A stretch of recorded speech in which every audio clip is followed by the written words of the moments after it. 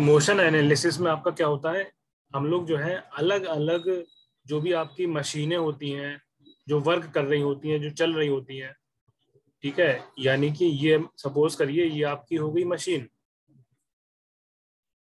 ठीक है, और उसके बाद मशीन चल रही है, ठीक है, तो जो मशीन चल रही है, तो जो किस तरह से चल रही है वो, मतलब उसकी जितनी भी चलने की गतिविधियां हैं उसको हम लोग क्या करेंगे, स्टडी करेंगे। और मशीन चला कौन रहा होगा, वो आपके वर्कर चला रहे होंगे, ठीक है, जो आपके मैन होंगे, ठीक है, यहाँ पे मैं लिख देता हूँ वर्कर्स, जो आपके वर्कर्स होंगे।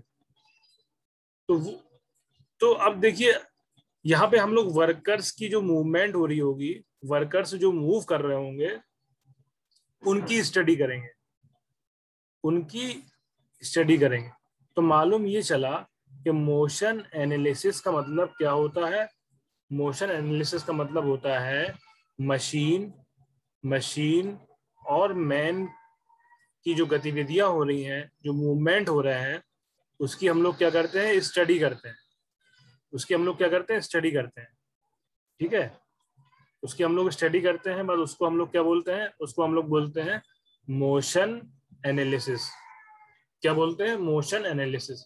आपसे कोई पूछे मोशन एनालिसिस क्या होता है, तो आप सिंपल सा आपको बस इतना पता होना चाहिए कि जो भी मशीन होती है इंडस्ट्री में, जो भी वर्कर्स होते हैं इंडस्ट्री में, उनका जो मोशन हो रहा होता है, उनकी जो गतिविधियां हो रही होती हैं, उनकी हम लोग स्टडी करते हैं, ठीक है। तो उसको हम लोग कहते हैं मोशन एनालिसिस। अब ऑब्जेक्टिव क्वेश्चन किस तरह से आएगा। ऑब्जेक्टिव क्वेश्चन हमें आपसे सिंपल सा वो ये पूछेगा कि मोशन एनालिसिस में क्या होता है, और 4 ऑप्शन दे देंगे, या मोशन एनालिसिस में किस किस की स्टडी करते हैं और ऑप्शन दे देंगे, है ना। मान लीजिए क्वेश्चन दे दिया कि मोशन एनालिसिस में हम लोग किसकी स्टडी करते हैं, और ऑप्शन दे दिया आपको मैन, मशीन और पर्यावरण, इस तरह से कोई भी आपको ऑप्शन दे देगा। तो आपको पता होना चाहिए कि आप मशीन की स्टडी करते हैं, मशीन की मोशन की स्टडी करते हैं, और वर्कर की मोशन की स्टडी करते हैं, ठीक है। इनका जो गतिविधियां हो रही हैं, जो मूवमेंट हो रहे हैं, जो ये लोग काम कर रहे होते हैं, जो ये लोग मोशन कर रहे होते हैं, उसकी हम लोग स्टडी करते हैं, ठीक है। Motion made by them, motion made by them, ठीक है। इसको हम लोग क्या बोलते हैं, मोशन एनालिसिस बोलते हैं, ठीक है। तो ये आपका हो गया मोशन एनालिसिस। चलिए ठीक है, एक तो आपका ये हो गया। अब नेक्स्ट इसी में आगे देखते हैं। तो सबसे पहले आपको मोशन एनालिसिस की डेफिनेशन पता चल गई, ठीक है। अब मान लीजिए हमसे पूछा जाए मोशन एनालिसिस क्या था, वो हमने देख लिया। अब हमें क्या करना है, अब हमें ये देखना है कि हम ये क्यों पढ़ते हैं। Why we study motion analysis,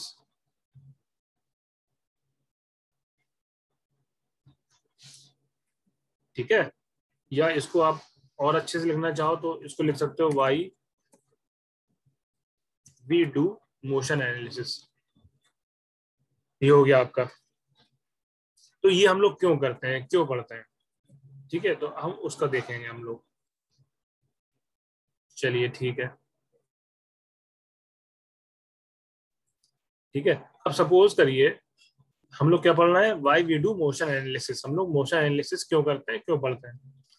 तो अब ऑब्वियस सी बात है, हम लोग इसमें मोशन एनालिसिस में क्या करते हैं, स्टडी करते हैं मैन की, मशीन की मूवमेंट की। क्यों करना है अब वो देखना है। अब सपोज करिए ये आपकी जो है, मान लीजिए आपके पास मशीन, बहुत सारी मशीन है। तो ये आपकी मशीन 1 हो गया, और ये आपका मशीन 2 हो गया,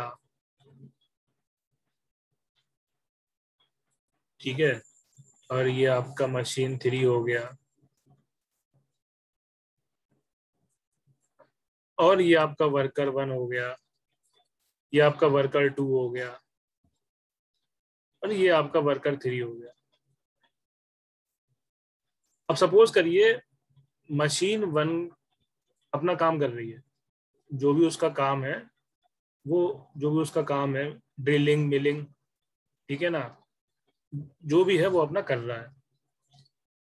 और उसके बाद जो है यहाँ पे आपके वर्कर्स हैं, उनका जो भी काम है वो अपना काम कर रहे हैं। सपोज करिए जो आपकी मशीन 1 है, तो उसका टारगेट क्या है? उसका टारगेट ये है कि उसकी स्टार्टिंग हो रही है 1 से, ठीक है, और उसको जाना है, उसका टारगेट क्या है? उसको 4 पे जाना है, ठीक है। मशीन 1 ने किया है 1 से, और उसको जाना है .4 पे। .1 से स्टार्ट किया, .4 पे जाना है। अब देखिए .1 और 4 के बीच में क्या क्या आएगा? .2 आएगा, .3 आएगा। बहुत ध्यान से देखिएगा, ठीक है। मशीन 1 के बीच में .2 आएगा, .3 आएगा, ठीक है। तो चलिए मशीन 1 ने स्टार्ट, पहले तो हम लोग देखते हैं नॉर्मल क्या हो सकता है, वो देखते हैं। तो सपोज करिए मशीन 1 ने 1 से स्टार्ट किया, 2 पे गए, 2 से 3 पे गए, और 3 से 4 पे चले गए।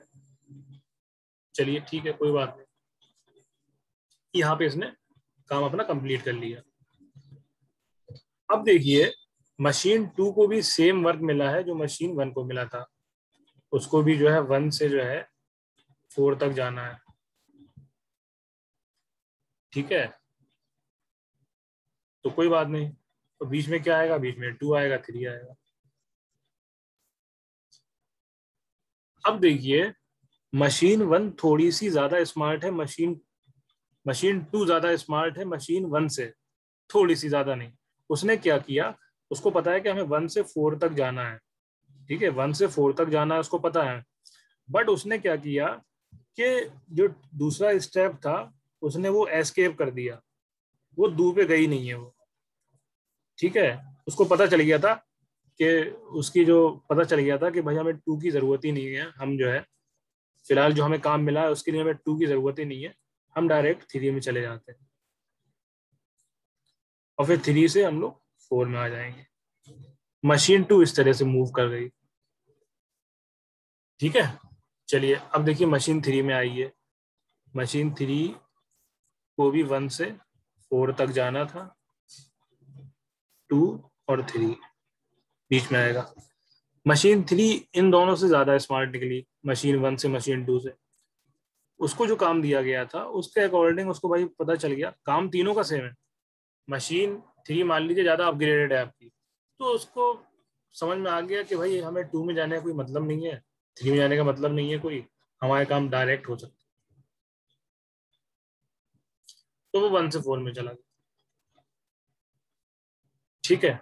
सेम आपका जो है वही काम आपका मान लीजिए वर्कर कर रहे हैं। वर्कर को मान लीजिए ए पॉइंट से जाना है ई पॉइंट में, ठीक है। बी, बीच में क्या आएगा? बी आएगा, सी आएगा और डी आएगा, ठीक है। अब मान लीजिए वर्कर 1 भी ऐसे ही चले, ए से बी में गए, बी से सी में गए, सी से डी में गए, फिर डी से ई में गए। नॉर्मल जो उनका था टारगेट कि हमें ए से ई में जाना है, नॉर्मल आ गए। वर्कर 2 में आए, वर्कर 2 को भी ए से ई में जाना था, तो और बीच में क्या था आपका? बी था, सी था और डी था,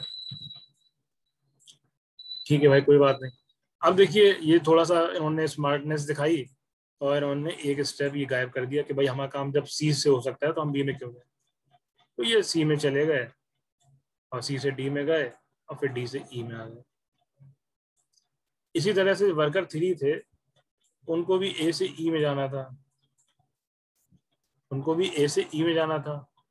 बीच में आपका बी आया, सी आया और डी आया। ये थोड़े ज्यादा स्मार्ट निकले, इन्होंने बी को हटा दिया, सी को हटा दिया। इन्होंने कहा भाई जब हमारा काम डायरेक्टली हो सकता है डी में जाके, तो हम बी और सी में क्यों जाए, और ई में आ गए। तो ये अभी हमने एग्जांपल देखा, मोशन एनालिसिस करी हमने। तो मोशन एनालिसिस में हमने ये पाया, मोशन एनालिसिस में हमने क्या पाया कि जो मशीन 3 है और जो वर्कर 3 है ये ज्यादा स्मार्ट है। मशीन 3 और वर्कर 3 ज्यादा स्मार्ट है और ज्यादा इफेक्टिवली वर्क कर रहा है। यानी कि काम सबको सेम मिला है, काम जो है सबको सेम मिला है। मशीन 1, मशीन 2, मशीन 3, इनको सबको सेम काम मिला है। और वर्कर 1, वर्कर 2, वर्कर 3, इनको सबको सेम काम मिला है। ठीक है, तो अब इनके ऊपर है काम कैसे करना है। अगर ये ज्यादा अपग्रेडेड होंगे, ज्यादा अच्छी टेक्नोलॉजी के होंगे, ठीक है, अच्छी क्वालिटी के होंगे, तो ये अपने आप को अपग्रेडेड खुद कर लेंगे। ठीक है, तो इनको पता होगा कि हमें डायरेक्ट 1 से 4 में जा सकते हैं, तो हम 2, 3 में नहीं जाए। तो अब आप खुद देखिए, मशीन 1, मशीन 2, ये सब क्या कर रहे हैं। ये मशीन 1 तो बहुत ज्यादा टाइम वेस्ट कर रही है, टाइम का वेस्ट हो रहा है। ठीक है, टाइम बहुत इंपॉर्टेंट है, टाइम का वेस्ट हो रहा है। ठीक है, इसमें ज्यादा हो रहा है टाइम का वेस्ट मशीन 1 में। मशीन 2 में क्या हो रहा है, टाइम का वेस्ट हो रहा है, ऑब्वियसली वाला टाइम का वेस्ट हो रहा है, बट मशीन 1 के कंपेयर में थोड़ा सा कम हो रहा है। और मशीन 3 में बिल्कुल भी टाइम वेस्ट नहीं हो रहा है, इसमें आपका बेहतरीन चल रहा है। इस तो ऑब्वियस सी बात है, जहां पे आपकी टाइम की बचत होगी तो वहीं पर तो आपकी एफिशिएंसी ज्यादा आएगी, वहीं पे तो आपकी दक्षता ज्यादा आएगी, है ना। वहीं पे आपकी क्या आएगी, दक्षता ज्यादा आएगी।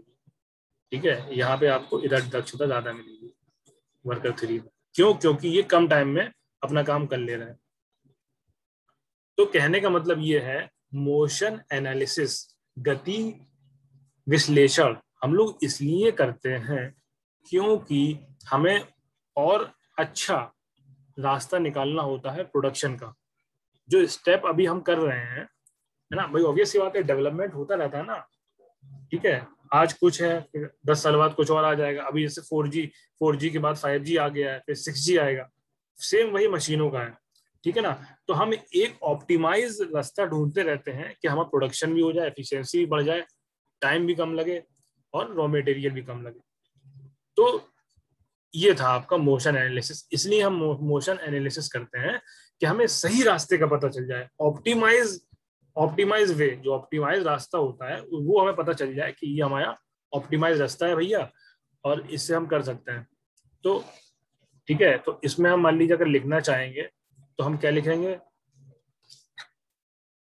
ये मोशन एनालिसिस हम लोग क्यों करते हैं, तो हम लिख देंगे टू इंक्रीज, सबसे पहले तो दक्षता बढ़ाएंगे हम लोग। ठीक है, एफिशिएंसी। ठीक है, एक पॉइंट हो गया। दूसरा पॉइंट, सबसे पहले हम और क्या बढ़ाएंगे अब। ठीक है, दक्षता हमने बढ़ा दी। अब हम टाइम टाइम भी तो कम लग रहा था, टू डिक्रीज, टू डिक्रीज यानी कि डिक्रीज का मतलब होता है कम कम करना, to decrease consuming time. Consuming time, जो टाइम लग रहा है, ठीक है, काम करने में, वर्क करने में, उसको हम कम कर रहे हैं, वो कम हो जा रहा है। ठीक है, और हमें क्या मिल रहा है, और हमें एक ऑप्टिमाइज रास्ता मिल रहा है। ठीक है, to to get optimize output. ठीक है भाई, मशीन 3 ने ये बता दिया है कि वो डायरेक्ट 1 से 4 में जा सकता है। तो अब क्या होगा, अब सारी मशीनों को डायरेक्शन दे दिया जाएगा कि भाई आप भी जो है एक काम करो, आप भी 1 से 4 में जाओ, आपको 2 और 3 में जाने की जरूरत नहीं है। ठीक है ना, तो एक ऑप्टिमाइज आउटपुट पाथ मिल जाएगा, रास्ता मिल जाएगा, जहां से आपको एफिशिएंसी ज्यादा मिल रही होगी। ठीक है, तो ये आपके कुछ जो है इंपॉर्टेंट पॉइंट हो गए। अल्टीमेटली जब सारी चीज अच्छी हो जाएंगी, एफिशिएंसी भी बढ़ रही है, तो आपकी प्रोडक्टिविटी भी बढ़ जाएगी। To increase productivity. ठीक है, तो ये सब जो हम वर्क कर रहे हैं ये दोनों के लिए है, मैन के लिए भी है और आपका मशीन के लिए भी है। ठीक है, मशीन एंड वर्कर। मैंने मैन इसलिए लिखा क्योंकि वर्कर में सब आ जाते हैं, जेंट्स भी होते हैं और वुमेन भी होती है। ठीक है, अब आपका ऑब्जेक्टिव क्वेश्चन जो है इसी तरह से ऑब्जेक्टिव क्वेश्चन पूछ लेगा वो, है ना। कि मोशन एनालिसिस हम लोग क्यों करते हैं और 4 ऑप्शन दे देगा। तो आपको याद आ जाएगा अगर आपने क्लास में ये सब देखिए, आप सिर्फ समझ लीजिए, रटने की कोई जरूरत नहीं है ना। और बाकी स्क्रीनशॉट लेते रहिए, मैं भी आपको सेंड कर दूंगा स्क्रीनशॉट, और वीडियो भी डाल दूंगा, तो आप लोग अपना देखते रहना। तो ये हो गया आपका मोशन एनालिसिस। ठीक है, तो अभी तक जितना पढ़ाया, जितना बताया आज के लेक्चर में, किसी को कोई प्रॉब्लम